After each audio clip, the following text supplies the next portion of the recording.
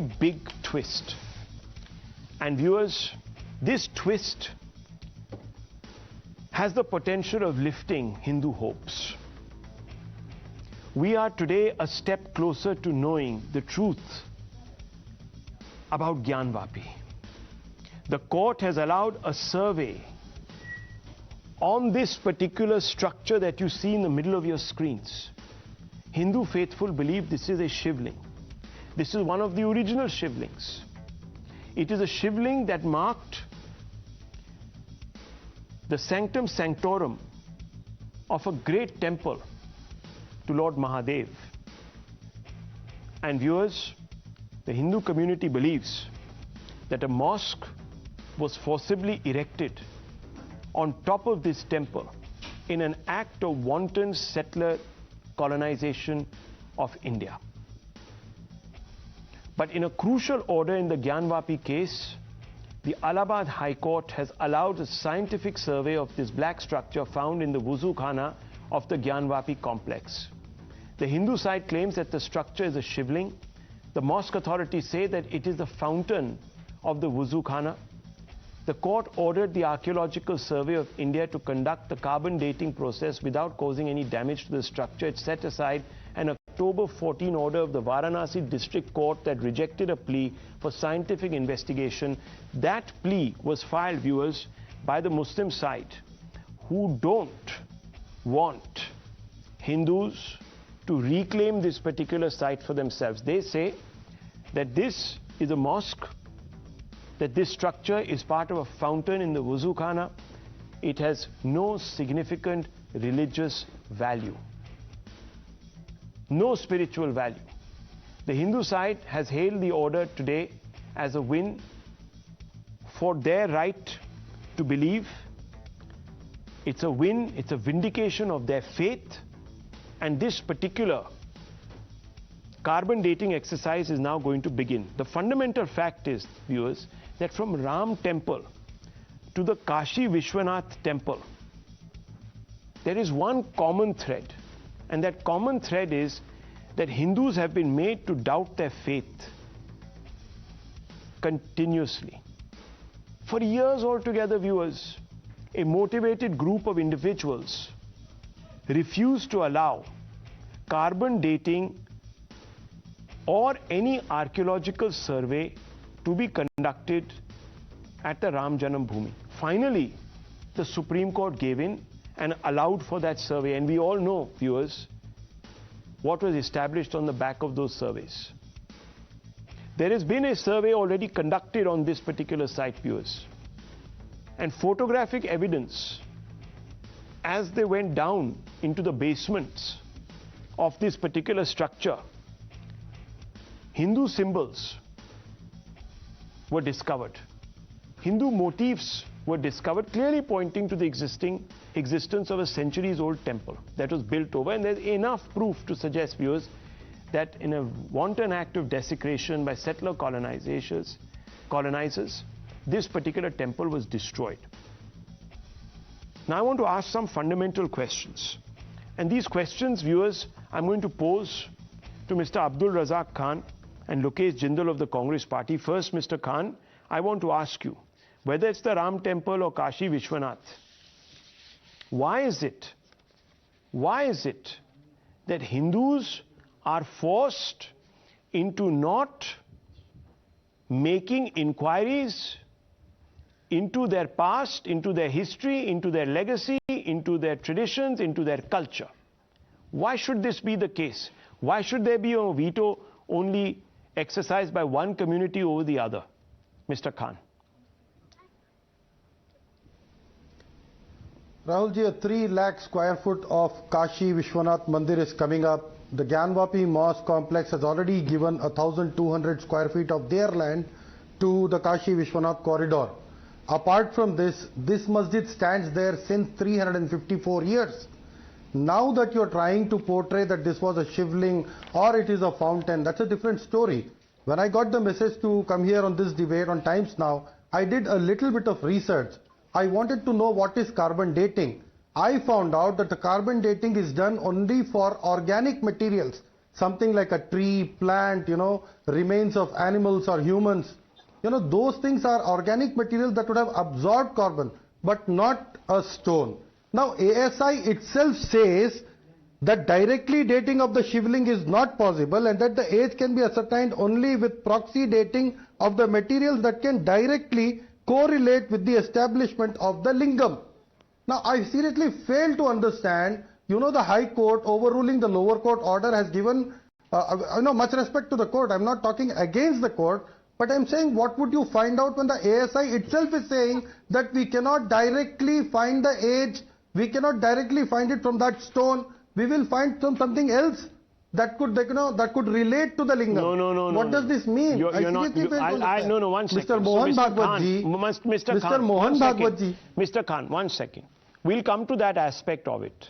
It's a good point that you raised, and maybe clarity is required. So I'll come to it. I'll address it. But I'm asking you a more fundamental question.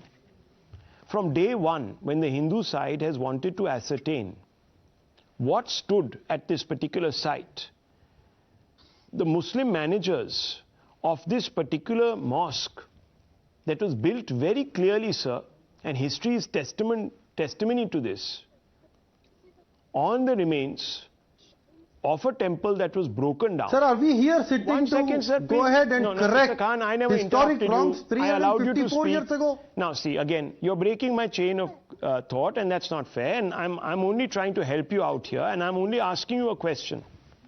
That any inquiry, any philosophical inquiry, why is it stopped?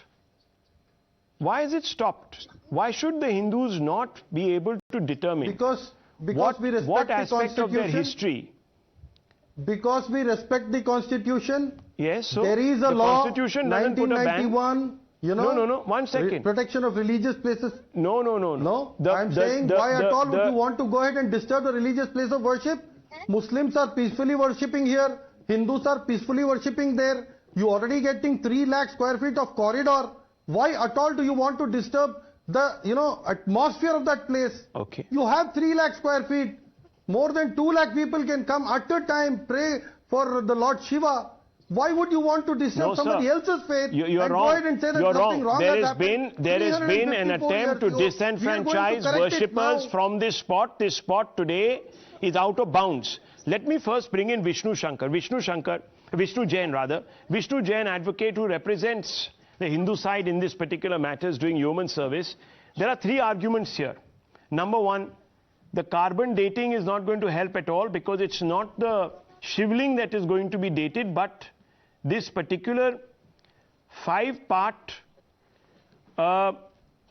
lime cemented base of what is thought to be some sort of a fountain, that is only going to be ascertained. The age of that, how is that going to determine whether this is Shivling or not? Number 1. Second question, most importantly, that the Places of Worship Act is there, 1991, which forbids anyone from investigating or changing the status of a particular monument such as this. And thirdly, sir, most importantly, how many temples are you going to keep digging up?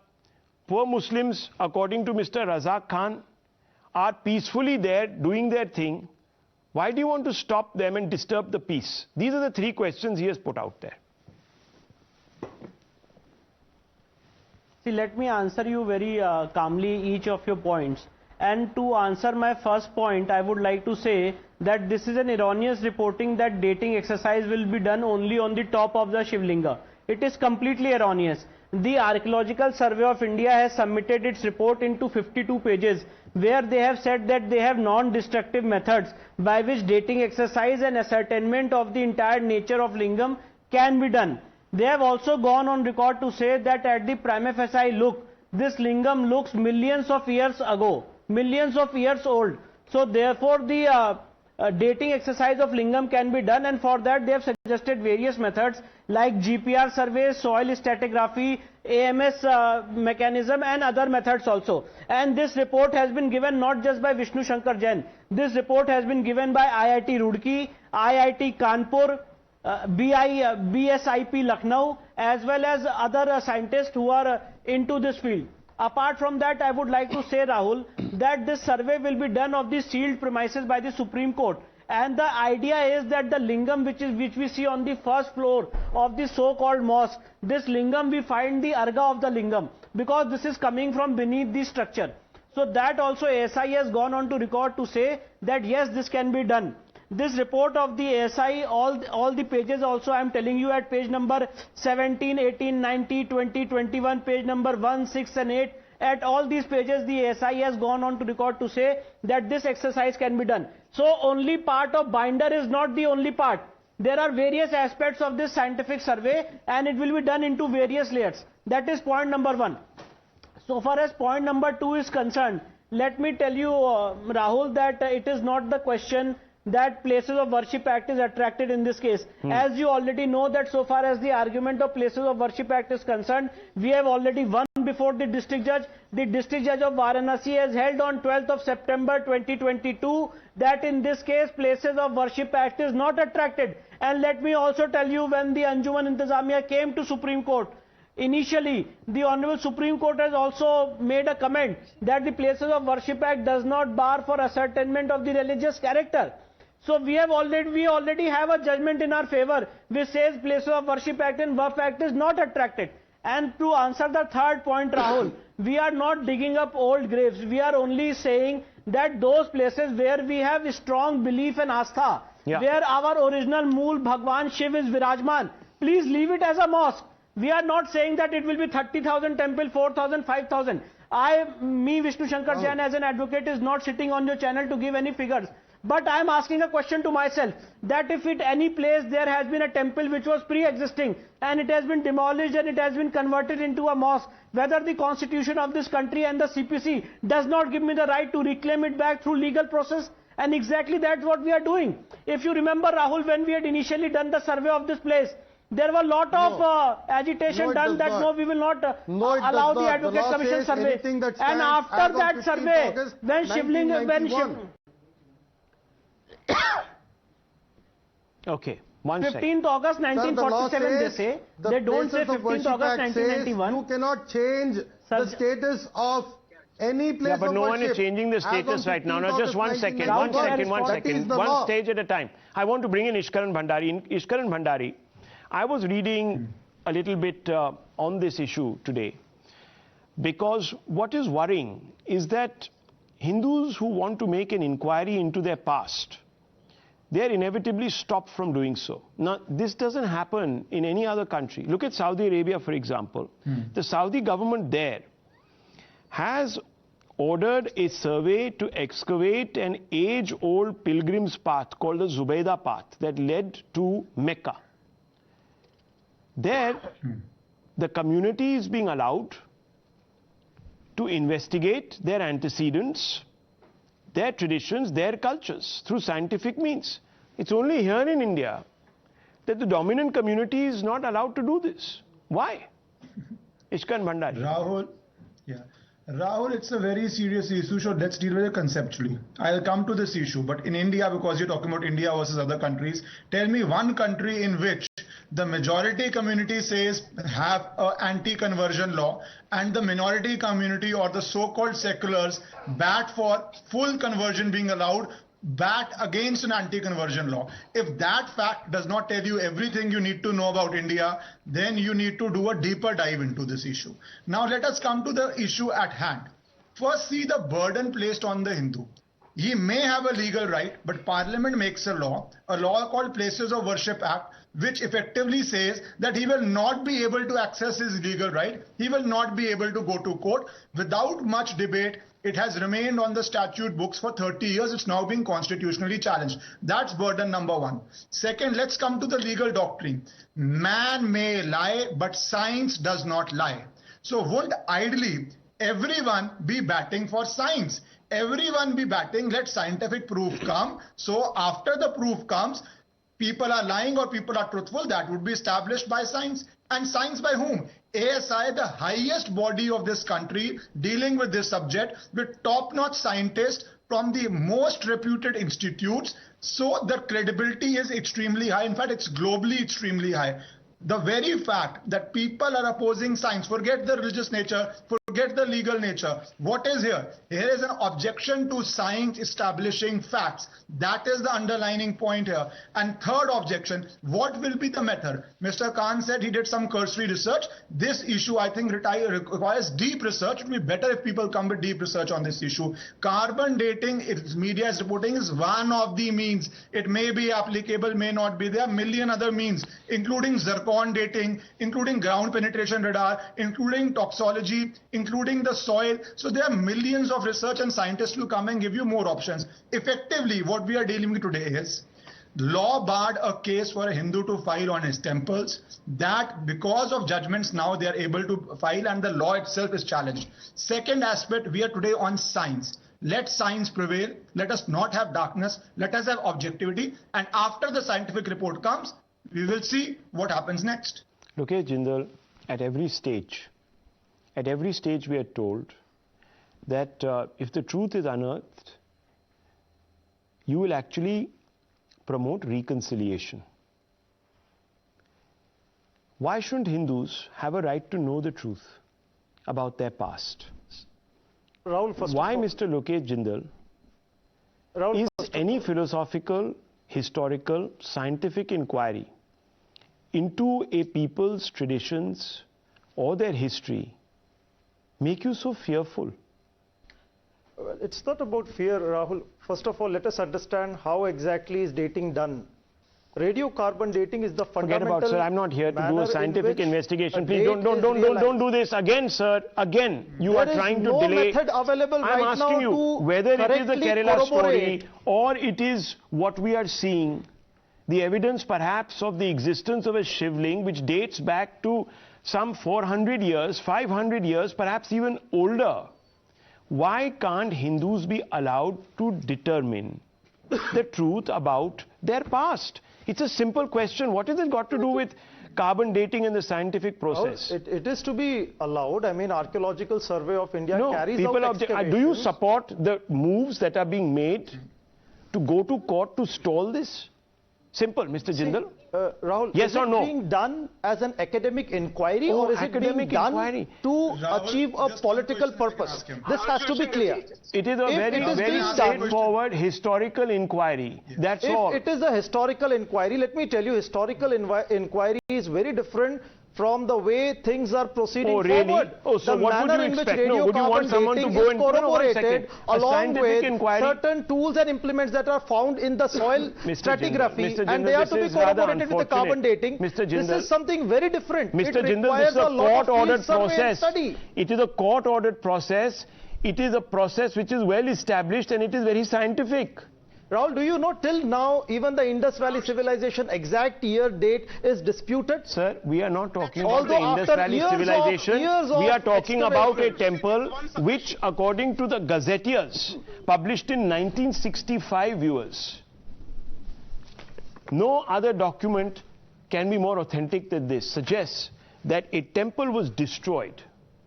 By whom? By Aurangzeb. Yes, it was destroyed. Well, there you go. See, so it was destroyed. There's no denying of the fact. Today can't find out. No. So Hindus it's a historical record that he destroyed temple. Well, then, but we got to stop somewhere. See, stop what? Just to find out the history. Temple in one second. Are you trying to suggest, sir, that we should not determine where desecration is taken place? It is already determined, Rahul. It is already determined. It's not, sir. That is even being challenged, by the way.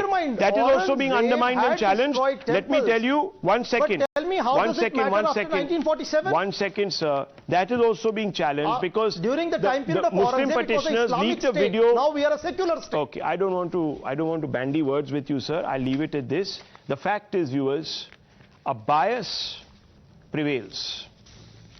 A bias prevails. Look at the law itself. The 1991 law, the Place of Worship Act, it forbids, militates against the rights of particularly one community, which is the most affected community. And it prevents it from seeking legal recourse. Which natural law, which sense of natural justice forbids anyone to go up to court, viewers, and file a petition? And if it does, then you can, viewers, you know that that's bad in law, needs to be struck down. I leave it at that.